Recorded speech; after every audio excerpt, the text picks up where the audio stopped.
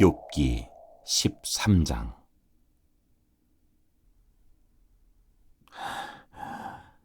내가 이 모든 것을 내 눈으로 똑똑히 보고 내 귀로 다 들어서 한다. 너희가 하는 것만큼은 나도 알고 있으니 내가 너희보다 못할 것이 없다.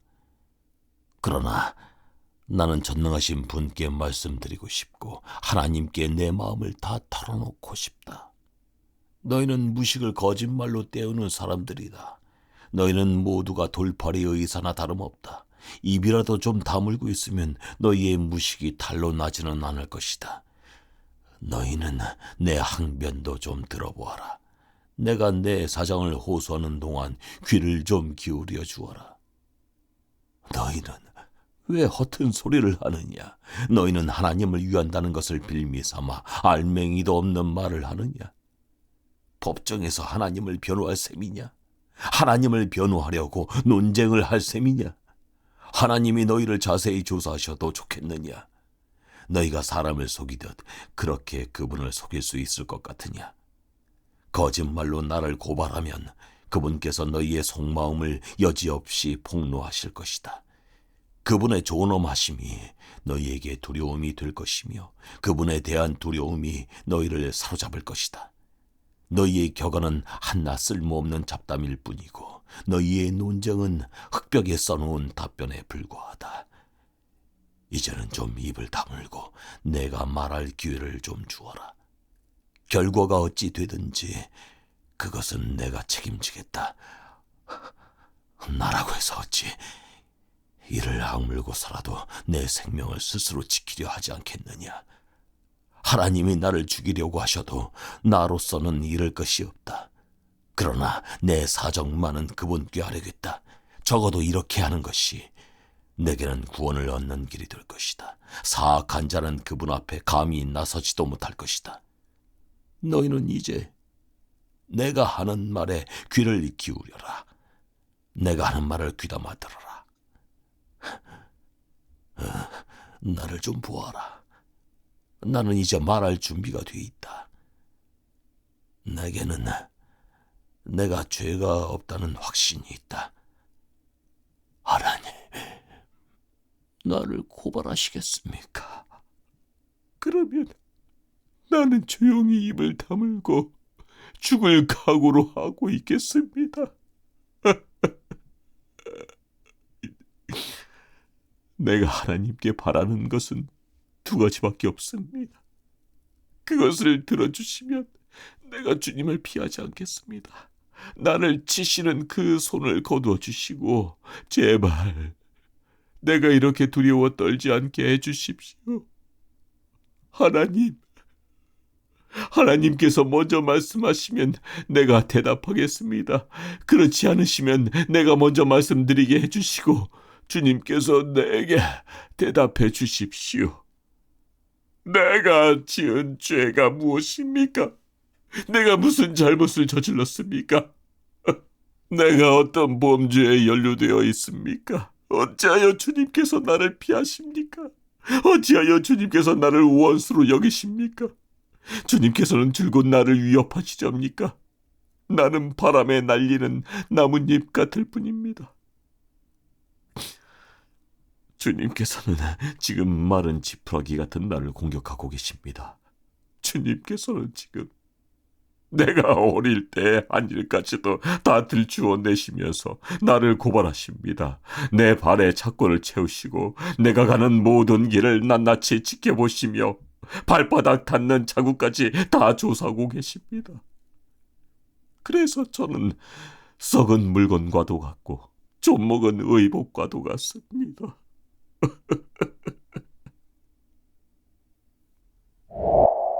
욥기 14장.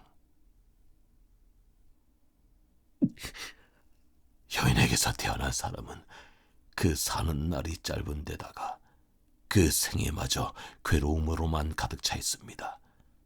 피었다가 곧 시드는 꽃과 같이 그림자같이 사라져서 멈추어 서지를 못합니다. 주님께서는 이렇게 미미한 것을 눈여겨 살피시겠다는 겁니까? 더욱이 저와 같은 것을 심판대로 데리고 가셔서 심판하시겠다는 겁니까? 그 누가 불결한 것에서 정결한 것이 나오게 할 수 있겠습니까? 아무도 그렇게 할 수 없습니다. 인생이 살아갈 날수는 미리 정해져 있고 그 달수도 주님께서는 다 헤아리고 계십니다. 주님께서는 사람이 더 이상 넘어갈 수 없는 한계를 정하셨습니다.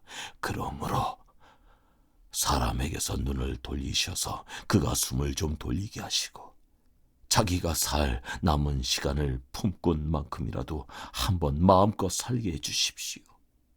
한 그루 나무에도 희망이 있습니다. 찍혀도 다시 움이 돋아나고 그 가지가 끊임없이 자라나고 비록 그 뿌리가 땅속에서 늙어서 그 그루터기가 흙에 묻혀 죽어도 물기운만 들어가면 다시 싹이 나며 새로 심은 듯이 가지를 뻗습니다. 그러나 아무리 힘센 사람이라도 한번 죽으면 사라지게 되어 있고 숨을 거두면 그가 어디에 있는지도 모르게 됩니다. 물이 말라버린 강처럼 바닥이 드러난 호수처럼 사람도 죽습니다. 죽었다 하면 다시 일어나지 못합니다. 하늘이 없어지면 없어질까? 죽은 사람이 눈을 뜨지는 못합니다. 차라리 나를 서울에 감추어 두실 수는 없으십니까? 주님의 진노가 가실 때까지만이라도 나를 숨겨주시고 기한을 정해 두셨다가 뒷날에 다시 기억해 주실 수는 없습니까? 아무리 대장부라 하더라도 죽으면 그만입니다. 그러므로 나는 더 좋은 때를 기다리겠습니다. 이 고난의 때가 지나가기까지 기다리겠습니다. 그때 주님께서 나를 불러주시면 내가 대답하겠습니다. 주님께서도 손수 지으신 나를 보시고 기뻐하실 것입니다. 그러므로 지금은 주님께서 내 모든 걸음걸음을 세고 계시지만 그때는 내 죄를 살피지 않으실 것입니다. 주님께서는 내 허물을 자루에 넣어 봉하시고 내 잘못을 덮어주실 것입니다. 산이 무너져 내리고 큰 바위조차 제자리에서 밀려나듯이 물이 바위를 굴려내고 폭우가 온 세상 먼지를 급류로 씻어내듯이 주님께서는 연약한 사람의 삶의 희망도 그렇게 끊으십니다. 주님께서 사람을 끝까지 억누르시면 창백하게 질린 얼굴로 주님 앞에서 쫓겨날 것입니다. 자손이 영광을 누려도 그는 알지 못하며 자손이 비천하게 되어도 그 소식 듣지 못합니다. 그는 다만 제 몸 아픈 것만을 느끼고 제 슬픔만을 알 뿐입니다. 욥기 15장. 대만 사람 엘리바스가 대답하였다. 지혜롭다는 사람이 어찌하여 열을 올리며 궤변을 말하느냐? 쓸모없는 이야기로 논쟁이나 일삼고 아무 유익도 없는 말로 다투기만 할 셈이냐? 정말로 너야말로 하나님을 두려워하는 마음도 내던져버리고 하나님 앞에서 뉘우치며 기도하는 일조차도 팽개쳐버리는구나. 내 죄가 내 입을 부추겨서 그 혀로 간사한 말만 골라서 하게 한다. 너를 정죄하는 것은 내 입이지 내가 아니다.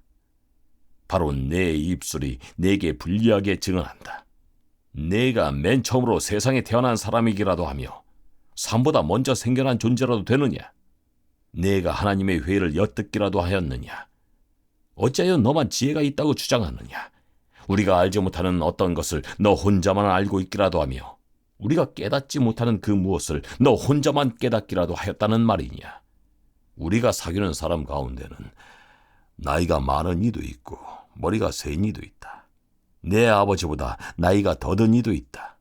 하나님이 내게 위로를 베푸시는데도 내게는 그 위로가 별것 아니란 말이냐? 하나님이 내게 부드럽게 말씀하시는데도 내게는 그 말씀이 하찮게 들리느냐? 무엇이 너를 그렇게 건방지게 하였으며 그처럼 눈을 부라리게 하였느냐? 어찌하여 너는 하나님께 격한 심정을 털어놓으며 하나님께 함부로 입을 놀려대느냐? 인생이 무엇이기에 깨끗하다고 할 수 있겠으며 여인에게서 태어난 사람이 무엇이기에 의롭다고 할 수 있겠느냐? 바로 그것이다. 하나님은 당신의 천사들마저도 반드시 신뢰할 수 있다고 여기지는 않으신다. 그분 눈에는 푸른 하늘도 깨끗하게만 보이지는 않는다. 하물며 구역질 나도록 부패하여 죄를 물마시듯 하는 사람이야 어떠하겠느냐? 내게 가르쳐 줄 것이 있으니 들어보아라. 내가 배운 지혜를 내게 말해주겠다. 이것은 내가 지혜로운 사람들에게서 배운 것이고 지혜로운 사람들도 자기 조상에게서 배운 공개된 지혜다.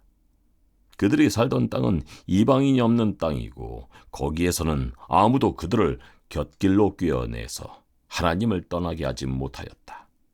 악한 일만 저지른 자들은 평생 동안 분노 속에서 고통을 받으며 잔인하게 살아온 자들도 죽는 날까지 같은 형벌을 받는다.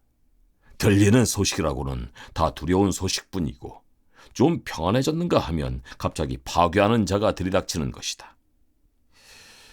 그런 사람은 어디에선가 칼이 목숨을 노리고 있으므로 흑암에서 벗어나서 도망할 희망마저 가질 수 없다. 날짐승이 그의 죽음을 먹으려고 기다리고 있으니 더 이상 앞날이 없음을 그는 깨닫는다. 재난과 고통이 공격할 준비가 다 된 왕처럼 그를 공포 속에 몰아넣고 칠 것이다. 이것은 모두 그가 하나님께 대항하여 주먹을 휘두르고 전능하신 분을 우습게 여긴 탓이 아니겠느냐. 전능하신 분께 거만하게 달려들고 방패를 앞세우고 그분께 덤빈 탓이다. 비록 얼굴에 기름이 번지르르 흐르고 잘 먹어서 배가 나왔어도 그가 사는 성읍이 곧 폐허가 되고 사는 집도 폐가가 되어서 끝내 돌무더기가 되고 말 것이다. 그는 더 이상 부자가 될 수 없고 재산은 오래가지 못하며 그 어림자도 곧 사라지고 말 것이다. 어둠이 엄습하면 피하지 못할 것이며 마치 가지가 불에 탄 나무와 같을 것이다. 꽃이 바람에 날려 사라진 나무와 같을 것이다. 그가 헛것을 의지할 만큼 어리석다면 악이 그가 받을 보상이 될 것이다. 그런 사람은 때가 되지도 않아 미리 시들어버릴 것이며 마른 나뭇가지처럼 되어 다시는 움을 틔우지 못할 것이다. 익지도 않은 포도가 마구 떨어지는 포도나무처럼 되고 꽃이 다 떨어져서 열매를 맺지 못하는 올리브나무처럼 될 것이다. 하나님을 두려워하지 않는 무리는 이렇게 메마르고 뇌물로 지은 장막은 불에 탈 것이다.